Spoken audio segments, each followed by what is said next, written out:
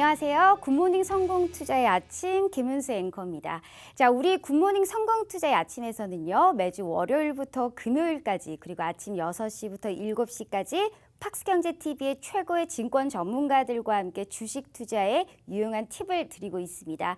자, 최근 주요 시황이나 업종 분석 그리고 종목 분석이라든지 핫한 주식 시장의 이슈를 분석을 해드리고 있습니다. 자, 주식 투자에 반드시 필요한 기초 교육부터 심화 교육까지도 진행을 하고 있는데요.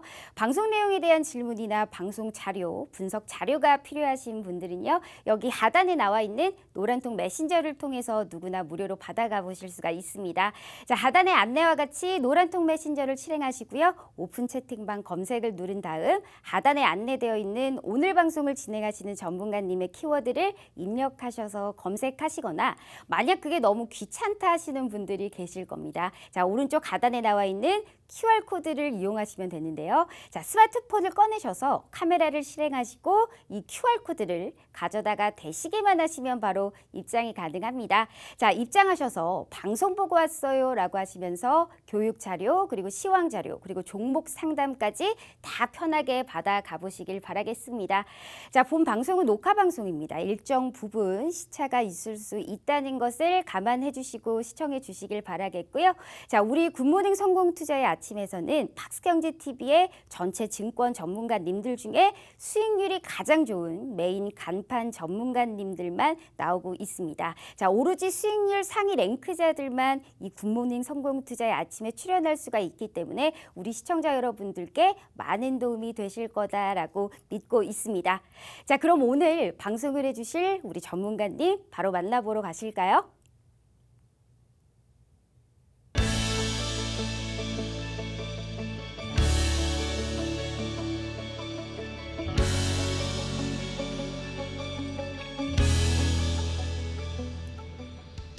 네, 안녕하세요. 반갑습니다. 네, 굿모닝 성공투자 아침의 칼리 전문가입니다. 네, 지난주 주요 지표 일단 좀 간단하게 정리 드리고요. 지지난주죠. 여러분들이 보시는 내용들로 이제 나오는 내용들 한번 좀 같이 해석하면서 일단 좀 가져가 보도록 하겠습니다. 네, 일단 4월 건축 허가 건수가 일단 전월치 마이너스 7.7%였었고, 그 다음에 이제 좀 예상치가 마이너스 1.5%인데, 실제로는 마이너스 1.4% 이렇게 좀 나와준 것 자체가 일단은 지금 어떻게 보면 좀 예상치와 좀 부합하는 모습이죠. 건축 허가 자체가 그러면 전월 대비 훨씬 더 지금 좀 더 긍정적으로 더 많이 지금 괜찮아지고 있는 상황이다라고 좀 보실 수가 있어요. 그래도 마이너스라는 것 자체가 좀 부담스러울 텐데 어쨌든 뭐 전월 대비 기준으로 일단 좀 해석을 해봤을 때는 뭐 나쁘진 않은 수치다라고 보시면 되겠습니다. 자, 그리고 일단은 4월 신규 주택 판매 자체도 예상치보다 일단 높게 나왔어요. 그러니까 좀 예상치 기준으로 일단 좀 바라봤었을 때 신규 주택이 이렇게 좀 많이 팔리고 있다. 되려 뭐 기존 주택이랑 이제 조금 더 확실히 좀 비교를 하면서 일단 좀 데이터 값을 일단 좀 봐야 되는데 일단 신규 주택 하나만 지금 좀 놓고 본다라고 하면 예상치보다도 높게 잘 팔리고 있다. 아직까지도 지금 현재 시장 자체가 튼튼하다, 건전하다, 뭐 아직 괜찮다 이렇게 좀 보실 수가 있겠죠. 우리가 지금 시장에서 가장 큰 키워드는 뭐다라고 얘기를 드렸냐면 이제는 부채 한도 협상이 아니고요. 그리고 이제 물가 이 부분도 지금 일단 당연히 순위권 안에 있는 내용이지만 경기 침체로 갈지 안 갈지에 대한 내용 자체가 굉장히 좀 중요하다라고 보시면 될 것 같아요.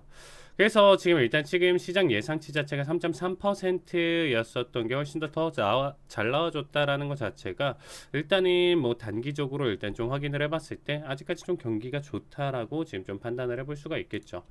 자, 그 다음에 자, GDP 예비치 같은 경우는 사실상 실제치 나오고 나서 조금 시장의 방향성이나 뭐 변동성 판단하는 게 좀 더 좋아요. 그래서 이 부분은 지금 좀 간단하게 넘기시면 될 것 같은데 중요한 거는 일단 근원 개인 소비 지출 물가 지수죠. 이게 이제 PC 물가 지수인데 예상치보다도 높게 나왔고요. 전월치보다도 높게 나왔어요. 뭐 높게 나와봤자 지금 현재 0.1% 높게 나와줬는데요. 사실상 근데 가장 또 중요한 게 뭐냐면 현재 지금 레벨대 자체가 어떠냐면요. 이미 지금 현재 시장에서는 완화 정책으로 지금 시장에 돈을 푸는 게 아니고요. 긴축과 고금리를 유지하고 있는 상태예요. 이 상태를 계속적으로 가져가고 있다라는 것 자체가 애초에 공식이죠. 우리가 금리를 이런 식으로 계속 단계별로 크게 올린다라는 것 자체는 물가를 지금 잡는 형태로 가져가기 때문에 연준이 지속적으로 지금 현재 금리를 올리고 있는 상태였었잖아요. 그럼 이 해석을 지금 놓고 보셨을 때 간단하게 4월 근원 물가지수 자체가 지금 이미 고금리 상태에서 아직까지도 견고하게 버티고 안 떨어져? 그러면 더 올려서 확실히 떨어지는 추세 자체를 좀 봐야 되겠네. 오히려 지금 연준 입장에서는 이런 생각이 더 강하게 들 거예요. 무슨 생각? 지금 동결을 해도 괜찮은 타이밍이다라고 생각했는데 끈덕지게 버티네. 끈적이게 지금 현재 라인대를 계속적으로 유지를 해. 그러면 한 단계 더 올려놓고 그 다음에 한번 또 판단을 해봐야 되겠다. 만약 그 상태에서도 계속적으로 유지가 돼? 그러면 한 단계 더 베이비 스텝을 계속적으로 밟아갈 가능성이 있다라는 거죠. 뭐 지금부터는 빅 스텝을 계속적으로 가져가기는 분명히 힘든 레벨대인데 이미 많이 올렸어요. 작년에 그렇게까지 금리를 강하게 올려주면서 현재 수준까지 있는데 현재 뭐 베이비 스텝 간다고 해서 금리를 안 올리는 게 아니죠. 이미 고금리 상태로 유지하는 것 자체가 기업이든 개인이든 굉장히 지금 현재 스트레스인 상황이에요. 그러면 이런 스트레스가 계속적으로 지속되지 않으려면 빠르게 물가가 잡히는 모습이 보여줘야 하는데 그게 안 된다? 그러면 더 빠른 움직임, 대처가 있어야 된다라고 보는 거죠. 그래서 결론적으로 하고 싶은 얘기가 뭐냐? 이 내용을 보고 나서 연준 입장에서 지금 본다라고 하면 되려 동결보다는 금리 인상 가능성도 조금 더 높게 볼 가능성이 있다라고 보시면 될 것 같아요. 그리고 이제 신규 실업 수당 청구 건수 같은 경우도 전 주치가 22만 5천 건이었었는데 예상치는 25만 건으로 그래 이 스트레스가 계속 지속되다 보니까 실업률이 지금 조금 더 증가하겠지라고 생각을 했었는데 무색하게도 22만 9천 건이 나와준 모습입니다. 자, 일단은 이게 지지난주고요. 지금 일단은 오늘 녹화하는 시간대가 6월 1일 목요일이에요. 그래서 오늘자 발표까지도 일단 좀 봐야 될 것 같은데 어쨌든 22만 9천 건에서 더 낮게 나온다라고 하면 할수록 페드워치에서의 변화도 민감도를 계속적으로 좀 지켜보시면 될 것 같아요. 지금 현재 동결과 금리 인상 25bp의 싸움인데 사실상 이거는 6월 달에 이제 나오는 FOMC 결과에 따라서 일단 좀 달라지긴 하겠지만 계속 지금 엎치락 뒤치락을 계속 반복하고 있어요. 근데 이게 좀 말도 안 되게 20만 언더까지도 나와주면서 시장이 탄탄한 걸 받쳐준다라고 하면 제 생각에는 더 높은 확률로 금리 인상 결과값으로 넘어갈 가능성이 있다라고 생각하고 있습니다. 자, 그리고 이제 뭐 소비자 기대 지수 같은 경우는 이렇게 나와줬는데 이거는 좀 패스를 하고요. 자, 실업수당 청구 건수가 지금 현재 추세를 한번 보시면 될 것 같아요. 일단은 지금 현재 상승 추세로 일단 좀 접어들면서 드디어 좀 연준이 말하고 있는 경기 침체와 더불어서 실업률이 좀 증가하는 형태가 나와주고 있구나를 계속적으로 좀 그래도 반증하는 결과값이었는데 이대로 추세가 계속적으로 좀 잘 올라가 준다라고 하면 그래 잘 되고 있어. 오히려 실업률이 증가하면서 소비나 이런 부분들이 좀 둔화가 돼줘야 원하는 물가가 지금 잡힐 가능성이 있어. 이렇게 해석을 하는 거예요. 근데 최근에 되려 낮게 나와주고 있다라는 거. 이 추세가 다시금 꺾이는 추세로 20만 언더로 가져가는 것 자체가 굉장히 좀 리스크가 있을 것이다. 리스크보다는 그냥 간단하게 여러분들 그냥 지표들 너무 많잖아요. 매일매일 발표되는 거 그리고 달마다 한 번씩 발표되는 거 여러 가지가 있는데 조금 단순하게 생각하시면 돼요. 결국에는 연준 입장에서 지금 현재 상황 자체를 경기 침체로 좀 빠뜨리는 게 뭐 강하게 완벽한 침체로 가져간다는 건 아니지만 일정 수준의 경기 침체를 보여줘야 물가가 잡히는 걸 보여줄 수 있기 때문에 그런 수준의 특정 레벨대를 지금 좀 원할 거예요. 제 생각에는 그래도 실업수당 청구 건수 기준으로 한 30만에서 40만 이상대를 계속적으로 좀 유지하는 수준 자체를 좀 원하는 것 같아요. 일단은 근데 그 수준 자체가 지금 계속적으로 못 보여주고 있다 보니까 선택은 뭐다? 금리 인상으로 계속적으로 넘어갈 가능성이 있다. 이렇게 봐주시면 되겠습니다. 자, 그리고 PC까지도 앞에서 설명드렸었지만 최근에 레벨대 자체가 어떻게 보면 지금 계속적으로 지금 잘 버텨주고 있어요. 그러니까 어떻게 보면 지금 현재 금리 인상이 이 정도 수준이면 이미 3.5 아니면 3 정도 수치 그 언더까지도 좀 생각하면서 쭉쭉쭉쭉 떨어진다라고 생각했어야 되는데 버티고 있잖아요. 그렇기 때문에 아직까지도 갈 길이 멀다라고 지금 생각이 들 것 같습니다. 그래서 이런 내용들 같이 종합해서 해석을 같이 봐주시면 될 것 같아요. 그리고 이제 최근에 있었던 의견이 갈라졌었던 이제 페드 내용 자체인데 일단 매파와 이제 어떻게 매파 위원들과 지금 파월 기준으로 일단은 좀 살펴보신다라고 하면 연준 내에서도 일단은 확실히 지금 내용들을 좀 살펴보신다라고 했었을 때 의견이 갈리고 있는 모습이죠. 일단은 뭐 월러 그리고 카시카리 등의 이제 경력이 오래된 위원들의 경우에는 이제 오히려 지금 현재 매파적인 발언을 일단 하고 있는 상황인데 어떻게 보면 금리 인상 멈춰야 할 근거가 없다. 더 올려야 된다라는 얘기를 하고 있어요. 근데 앞에서 제가 좀 설명드렸었지만 지표 데이터를 보고 연준도 판단을 하잖아요. 근데 판단하는 근거 자체로 지금 좀 놓고 봤었을 때 사실상 추가적으로 더 금리 인상 그리고 추가 긴축을 계속적으로 가져가는 게 맞는 거예요. 왜? 거시경제 상황을 지금 좀 놓고 봤었을 때는 일단 이 높은 인플레이션을 그리고 버티고 있는 현재 인플레이션을 계속적으로 장기간에 유지를 하고 있다라는 것 자체가 우리 지금 단편적으로 지금 1, 2년 미국 경제 이렇게 좀 생각하면서 보는 거 아니잖아요. 10년, 20년을 좀 바라봤었을 때 지금 1, 2년의 지금 정책이라든지 부분들 자체가 굉장히 중요하다라고 생각하시면 돼요.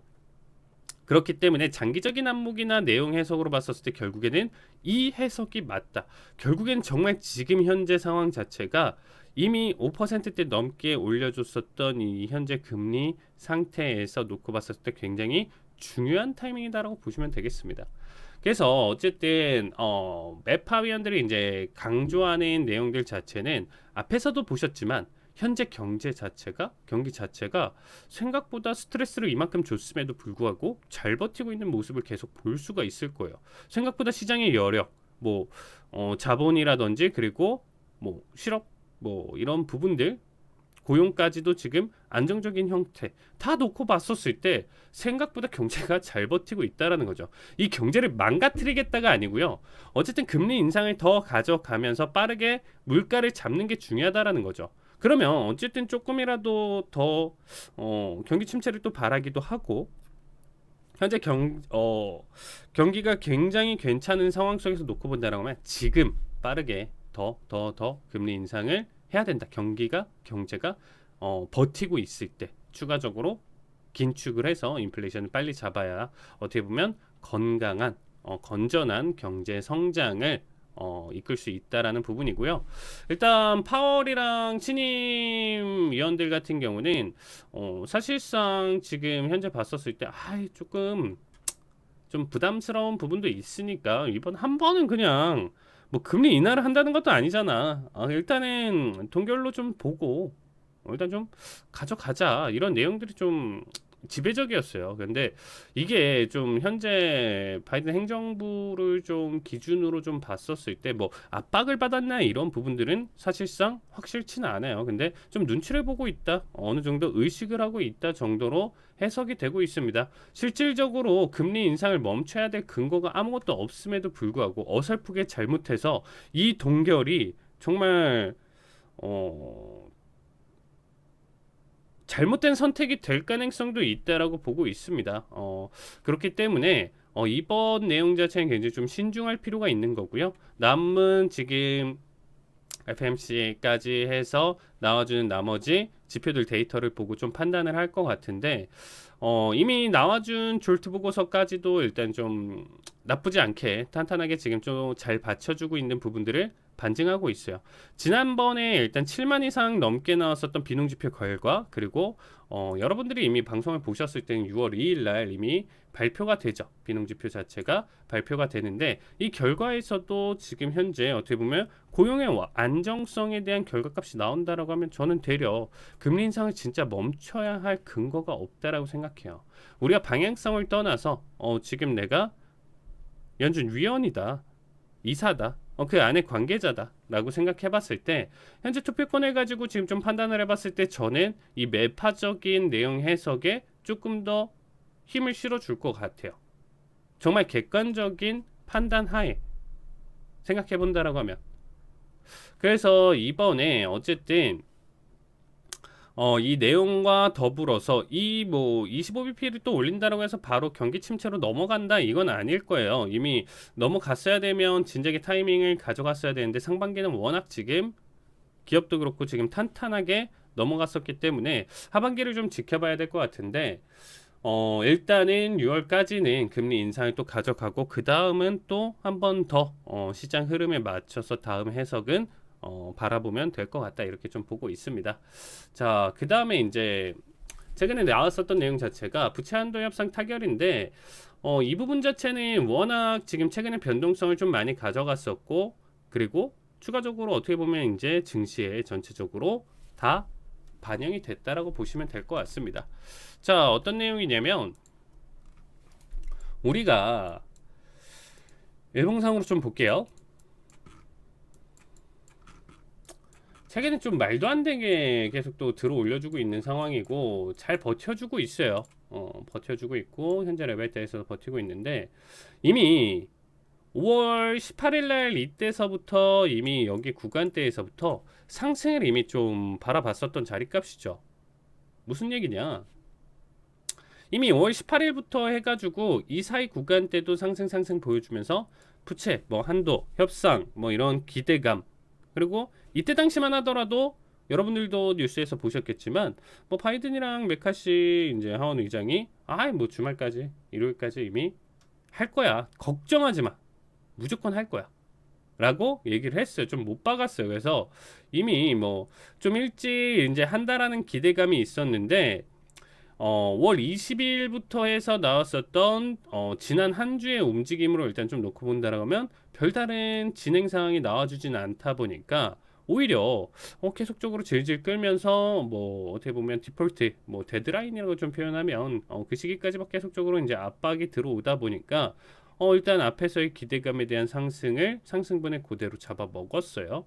잡아 먹고 나서 그 다음에 이제 협상 타결이 되고 그 다음에 엔비디아 실적에서 일단 좀 말도 안 되는 결과값까지 나와주면서 단숨에 종가가 13,660이었었는데 뭐 몇 거래일 만에 지금 거의 한 1000포인트 가량 그쵸 여기서부터 이제 1000포인트 가량 쌌다라고 보시면 되겠습니다. 그만큼 말도 안 되게 드라마틱한 지금 현재 상황을 보여줬다 보니까 이미 증시에 나올 수 있는 모든 내용들 그리고 지금 현재 부채 한도에 대한 내용들로 가져갈 수 있는 긍정적인 이슈로 들어올릴 만한 내용 자체는 선반영 다 되었다라고 저는 개인적으로 지금 현재 판단하고 있는 자리값입니다. 그래서 이렇게 지금 좀 바라보고 있는 상황이고 어쨌든 지금 좀 바라봤을 때 이 부채 한도 이제 통과까지만 이제 좀 남아 있는데 그 부분까지도 지금 일단 좀 빠르게 결국에는 진행이 될 거예요. 왜냐면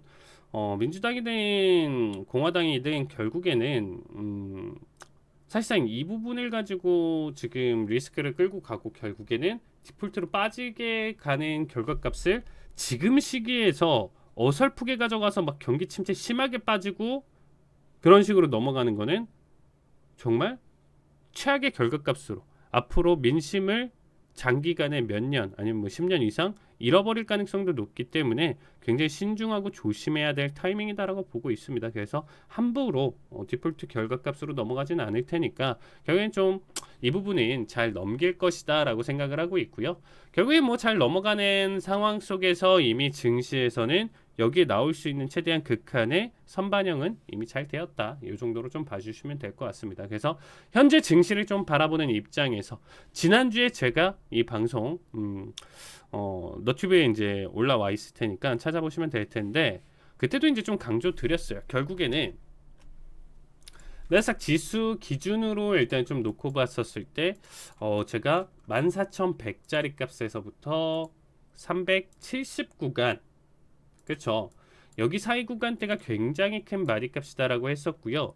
여기 구간대에서는 단계별로 SQQQ를 접근한다라고 얘기를 드렸습니다. 그만큼 하락, 하방 압력 하락 관점을 크게 받아줄 수 있을 만한 자리값이기 때문에 여기서부터는 두꺼운 마디값이다라고 생각하면서 증시 하락으로 일단은 빠지고, 어쨌든 뭐 이게 단기 눌림이 될 수도 있겠지만 이미 뭐 눌림이라고 본다라고 하더라도 바닥 대비 워낙 크게 보여줬었기 때문에 여기 타이밍에서 일단은 뭐 단기적으로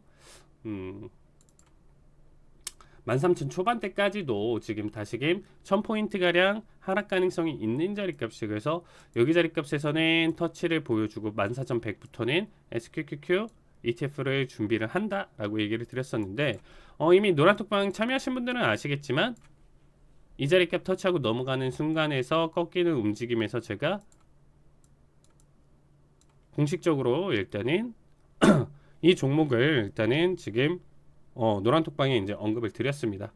그만큼 지금 현재 시장에서는 매도세를 굉장히 좀 크게 보여줄 만한 자리값이 뭐가 됐든 이제는 선반영이 된 부분들, 그리고 앞으로 걱정해야 되는 경기 침체 여부, 그리고 워낙 말도 안 되게 들어 올렸었던 엔비디아 같은 경우에 이제 조정, 그리고 차익 실현 매물, 이런 부분들로 좀 판단을 해봤을 때 어쨌든 한 템포 좀 쉬어갈 만한, 쉴 수 있을 만한 타이밍 자리값이다 정도로 생각해 주시면 될 것 같습니다. 자, 그래서 1부 내용은 여기까지 가져가고요. 2부에서는 다른 내용으로 일단 좀 찾아뵙도록 하겠습니다.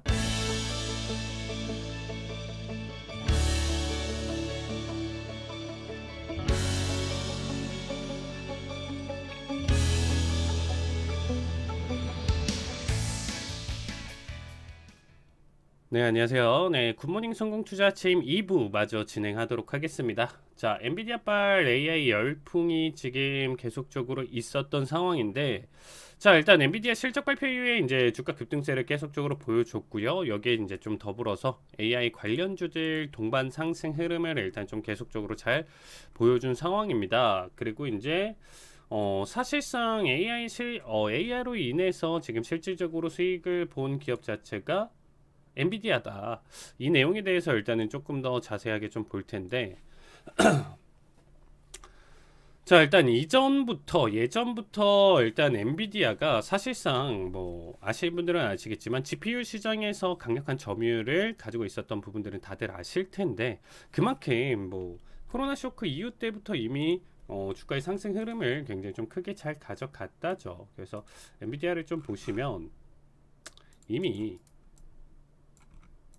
이거 보세요. 자, 지금 차트에서 보시면 아시겠지만 코로나 쇼크 때 무려 지금 일단은 46달러, 45달러 수준이었었던 종목 자체가 쭉쭉쭉쭉 상승을 가져가면서 350 부근? 그러면 이게 뭐 40이다라고 하면 무려 9배. 그쵸?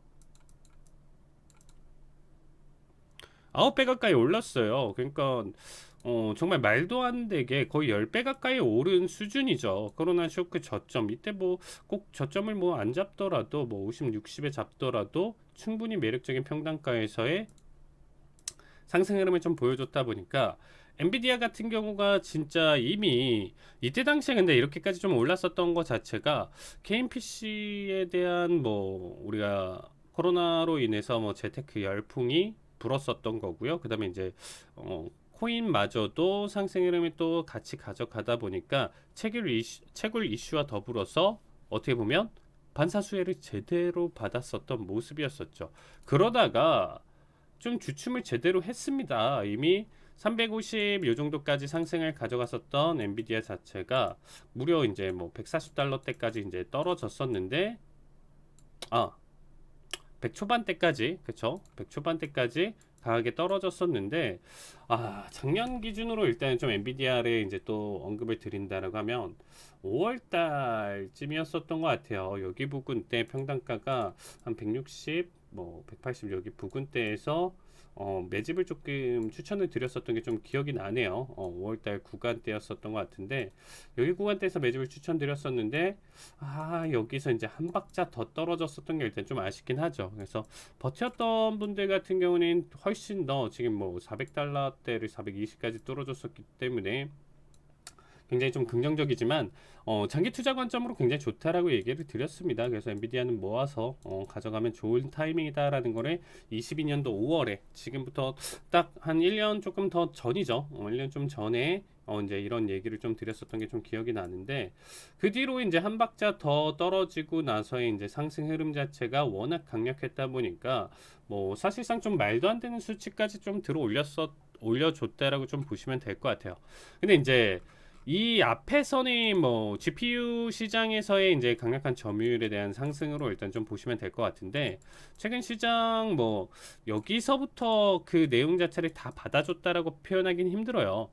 여기 자체 구간 해석을 좀 놓고 본다라고 하면 앞에 낙폭에 따른 기술적 반등 수준으로 일단 좀 판단해 볼 수가 있겠죠. 저가 매수세가 들어오고 이 가격대면 매력적이다. 엔비디아 기업적인 측면으로 봤었을 때 충분히 이제 주가 자체가 충분히 조정을 받았고 다 받아줬다라는 판단 하에 이 구간대에서부터 이제 매수세를 받쳐주면서 뭐 사실상 한 200 정도 부근대까지는 어떻게 보면 그냥 앞에서의 낙폭에 따른 반등 수준으로 좀 생각해 볼 수가 있는데 실질적으로 이 200에서부터 이 400 구간대로 해석을 본다라고 하면 어떻게 보면 그렇죠.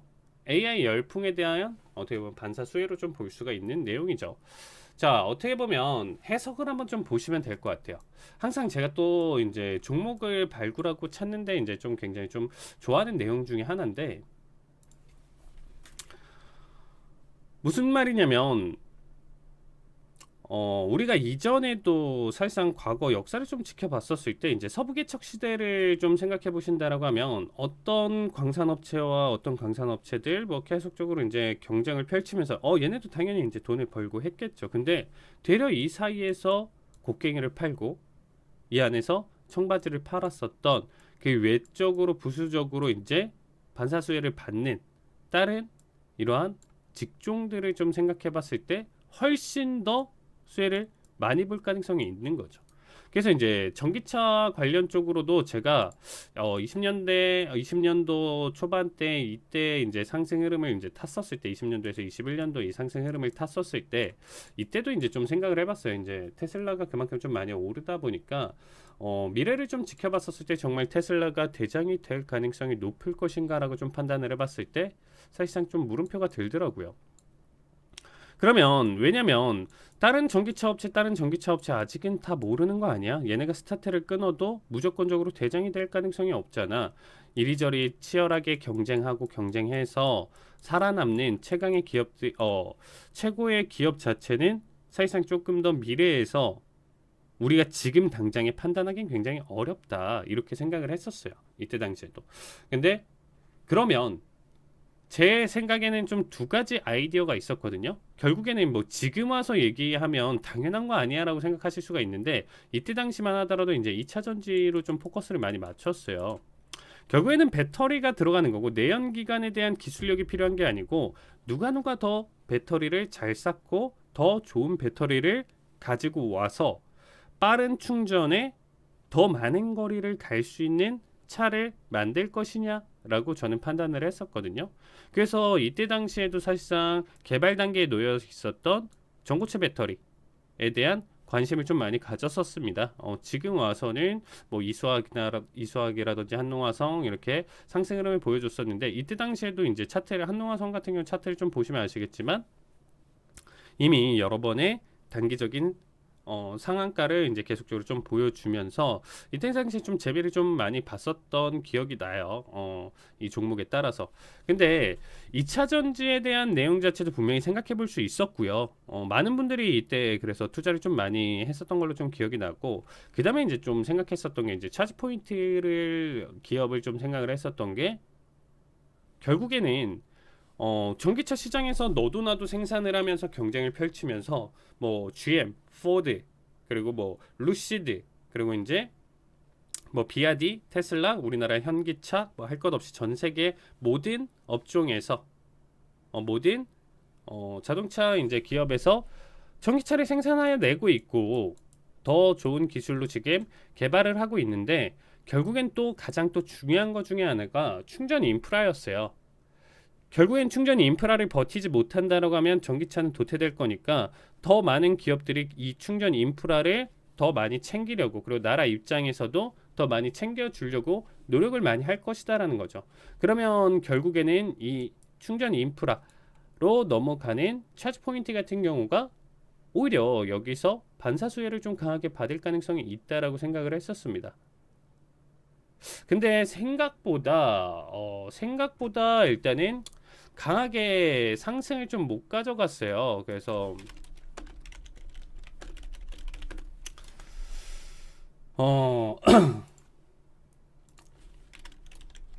아니면 조금 너무 지금 좀 먼저 좀 바라봤었던 것도 아닌가 이렇게 또 생각이 드는 기업 중에 하나인데, 이미 이거에 대한 인프라를 좀 생각하면서 얘 역시도 뭐 8달러였었던 게 뭐 거의 50달러대까지 이제 들어 올리면서 강한 상승을 보여줬었는데 얘에 대한 아이디어는 조금 더 늦게 접근해 가지고 이쪽 구간대에서 일단 좀 바라봤던 거죠. 바라보면서 이제 좀 생각했었는데 그 뒤로 지금 현재 계속 저점을 그리면서 하락폭을 그리다 보니까 완벽하게 지금 현재 생각 수렴 형태를 띄고 있으면서 정말 바닥 구간 수준까지 일단 좀 놓여졌습니다. 그래서 얘 같은 경우는 지금 현재 기준으로 좀 바라봤을 때는 매집 단계로 지금 좀 판단하기에는 조금 아쉽긴 해요. 아쉽긴 한데 한번 올려쳤을 때 이제 현재 자리값에서의 매수세는 굉장히 강할 것입니다. 이거를 전만하더라도 그쵸, 한번 좀 보여줄 때 14%씩 올라와 주는 모습이기 때문에 여러분들이 만약에 정말 이 전기차 미래를 조금 생각해 보면서 좀 판단을 해봤을 때 지금 루시드 내가 루시드 가다 지금 좀 물린 금액이 좀 많은데 중국 쪽을 좀 바라봐야 되나, 아니면 테슬라가 이제 또 다시 대장을 차지할 수 있을 것인가, 뭐 여러 가지 지금 좀 고민이 많이 드실 거예요. 되려 그쪽 안에서도 찾는 것도 분명히 정답이 될 수도 있겠지만 제 생각에서는 이미 지금 현재 이 가격대에서부터 차근차근 10달러잖아요. 그렇죠? 10달러면 우리가 뭐 다달이 뭐 정말 100달러씩 내가 정말 이 기업은 죽었다 깨나도 내가 적금 개념으로 달에 10만원 아니면 뭐 30만원 뭐 상황에 따라서 50만원 뭐 이렇게 생각하면서 그 정도 금액대를 계속적으로 한번 넣어서 한 장기 플랜으로 정말 한 5년 10년 정도 좀 바라봤었을 때는 정말 메리트가 높지 않을까. 근데 지금 당장에서 이렇게 확 튀어 오를 것이냐라고 판단해 봤을 때 가능성은 있지만 앞에 결과값이나 지금 현재 좀 바라봤을 때는 사실 좀 물음표가 들죠. 그래서 쉽사리 지금 단계에서 추천하기는 힘들지만 제가 이전에 생각했었던 아이디어는 사실상 틀리진 무조건적으로 틀렸다 이렇게 좀 표현하긴 그렇고 틀리진 않을 가능성이 높기 때문에 한번 그런 식의 아이디어로 좀 생각해 보시면 좋을 것 같아요. 그리고 엔비디아에 대한 내용 자체가 뭐냐, 우리 엔비디아를 놓고 좀 생각을 해본다라고 했었을 때 결국에는 지금 구글과 그렇죠, 마이크로소프트가 지금 일단은 서로 대결을 했어요. 그렇죠, 서로 대결을 하면서 누가 더 좋은 AI를 지금 만들 것인지 시장에서 계속 뉴스화되면서 경쟁을 하다 보니까 우리 바깥에서 보는 입장에서 바라봤을 때 싸워라를 지금 부추기고 있죠. 전 세계가. 그래야 더 확실하고 더 오류가 없는, 우리가 정말 실생활에 이용을 했었을 때 완벽하게 좀 도움을 받을 수 있는 AI가 탄생할 수 있지 않을까, 완벽한 기술력이 나오지 않을까 지금 생각하고 있잖아요. 근데 어떻게 보면 최근 증시 상승을 좀 가져갔었던 이유 자체가 섹터로 기준으로 좀 봤었을 때는 이 AI 관련 섹터밖에 없었죠. 그러면 얘네는 싸우고 있고 AI 관련 훈풍으로 계속적으로 나머지 뭐 사이버 보안이 됐든 지금 앞에서 클라우딩이 됐든 그리고 뭐 그래픽 5G 뭐 이쪽으로 이제 반사수혜를 일단 좀 계속적으로 나머지들은 이제 좀 끌고 가는데, 뭐 구글, 마이크로소프트 역시도 최근 주가 흐름을 보시면 아시겠지만 지속적으로 상승 흐름을 잘 가져갔어요. 근데 막상 좀 까놓고 지금 좀 보신다라고 하면 얘네는 정말 많은 비용을 지금 투자를 하면서 이 두 기업 같은 경우는 AI에 대한 개발을 지금 계속적으로 앞다투어 강하게 가져가고 있는 상황이잖아요. 근데 실질적으로 돈을 많이 쓰고 있지만 지금 현재 놓고 본다라고 했었을 때 수익 모델이 없다라는 거예요. 간단하게 생각해 보신다라고 하면 여러분들이 현재 구글 거, 나는 마이크로소프트 걸 쓰면서 지금 현재 내가 일하고 있는 업무 혹은 내가 뭐 엔터를 하면서 게임을 하면서 아니면 일을 하면서 실질적으로 이 AI 도움을 받고 있냐, 아니면 이제 간단하게 우리가 넷플릭스나 뭐 애플 TV 같은 경우 이제 월에 이제 구독료를 내면서 보잖아요. 그것처럼 AI를 뭐 월에 뭐 9,900원 아니면 월에 뭐 29,000원 뭐 이런 식으로 구독을 하면서 지금 현재 사용을 하고 있냐라고 했었을 때 아니죠. 앞으로 6개월 안에 내가 꼭 이거를 필수 불가피하게 돈을 사용을 하면서 꼭 AI를 써야 되는 상황으로 놓일 거야. 이게 전 세계 그리고 우리 기준으로도 한 90% 이상이 이런 식으로 일단 좀 넘어갈 것이냐 이렇게 좀 판단을 해봤을 때 이거 역시도 물음표다라는 거예요. 앞으로 단기간에 지금 좀 바라봤었을 때 수익 모델이 지금 나와주고 있지는 않다라는 거죠. 얘네는. 근데 엔비디아 같은 경우는 실질적으로 사실상 어떻게 보면 지금 현재 수익적으로 확실히 좀 넘어간 상황이에요. 그래서 지금 현재 바라봤었을 때 어떻게 보면 엔비디아 같은 경우가 구글이든 마이크로소프트든 AI 기술을 활용하려면 일단은 얘네 엔비디아 반도체를 사용해야 된다. 그 내용 자체가 지금 현재 실질적으로 주가에 강하게 반영되었다라고 보시면 돼요. 그리고 가이던스 2분기를 좀 보셨을 때 젠슨 대표가 2분기 가이던스를 무려 이제 50% 가까운 상향을 보여줬어요. 최근 시장에서는 가이던스 하향을 계속적으로 보여주면서 그나마 이 부분을 맞춰주거나 이 수준 자체를 좀 유지하는 결과값만 보여주더라도 회사 주가에 버텨주고 방어 그리고 조금이라도 서프라이즈가 나와준다라고 하면 주가 상승이 좀 보여줬었던 결과인데 무려 다음 분기에 이런 50%의 자신감을 내포하면서 갭을 무려 거의 25%, 26%까지도 뛰어 올려줬고 강한 말도 안 되는 상승을 보여주고 시총 1000조가 무려 이때 이 상승 흐름으로 300조가 유입이 된 거죠. 어떻게 보면. 그래서 지금 현재 1조 클럽에 가입했다가 지금 살짝 이탈을 지금 또 보여주고 있는 상황인데 엔비디아 같은 경우는 그래서 시장에 지금 또 광기가 좀 많이 놓여져 있는 상황이라고 보시면 되겠습니다.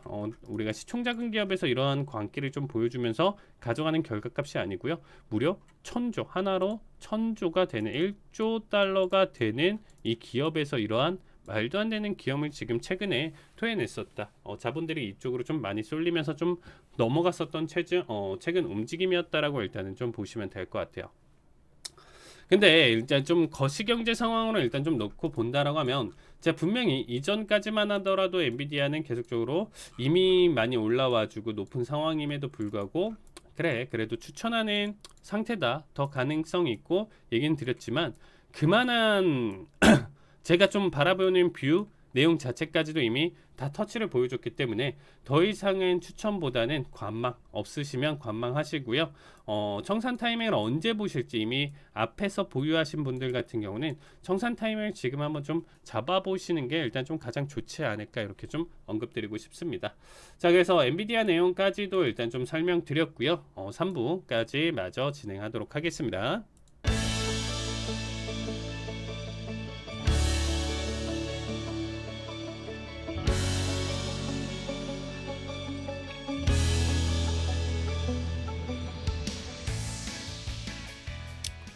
자, 굿모닝 성공투자 아침 3부 남은 시간 좀 빠르게 마저 진행하도록 하겠습니다.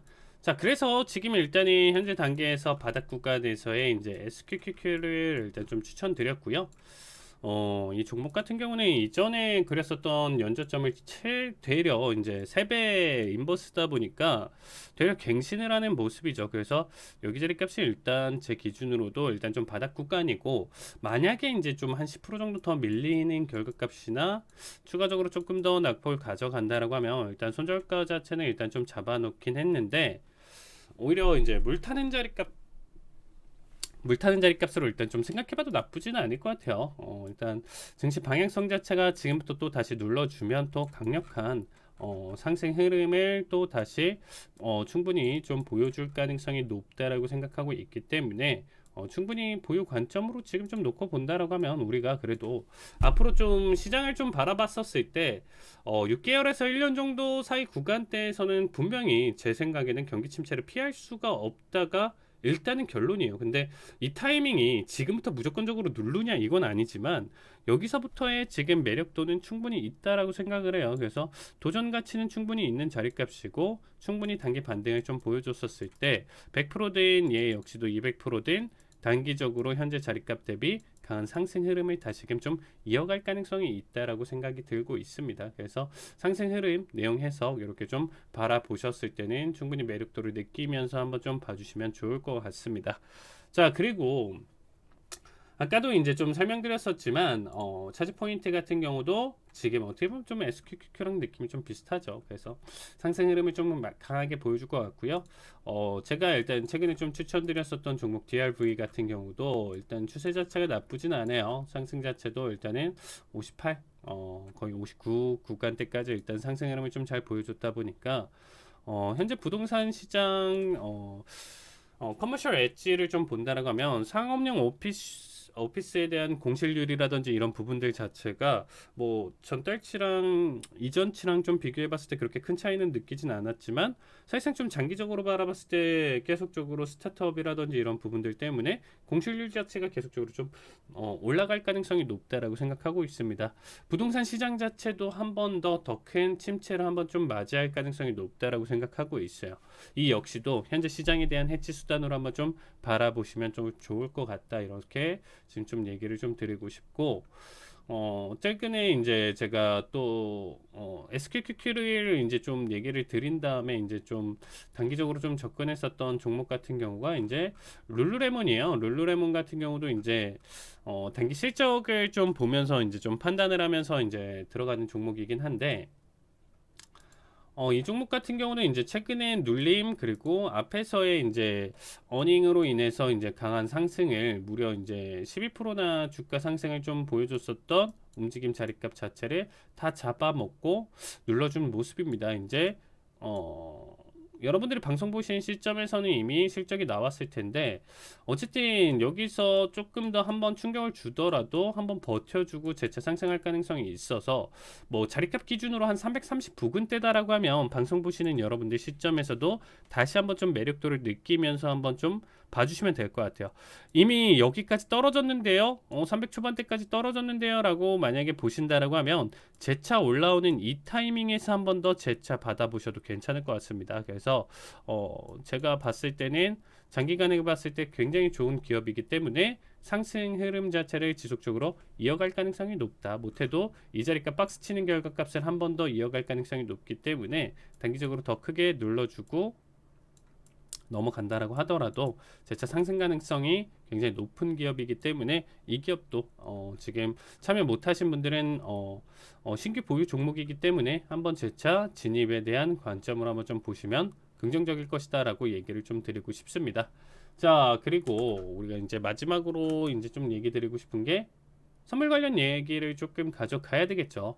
자, 어쨌든 이제 방향성 내용들 좀 놓고 본다라고 하면 워낙 지금 현재 상승세가 강하다 보니까 진짜 말맞다나 이 상승 흐름이 진짜다라고 했었을 때 맥시멈으로 지금 15,900대까지도 열려 있긴 해요. 전고점. 이미 엔비디아는 연고점을 뚫어 버렸고 뭐 애플 같은 경우도 지금 일단은 보시면 아시겠지만 이전 고점 라인대를 지금 다시금 재차 돌파하려는 움직임도 지금 강력하게 놓여져 있는 상황이에요.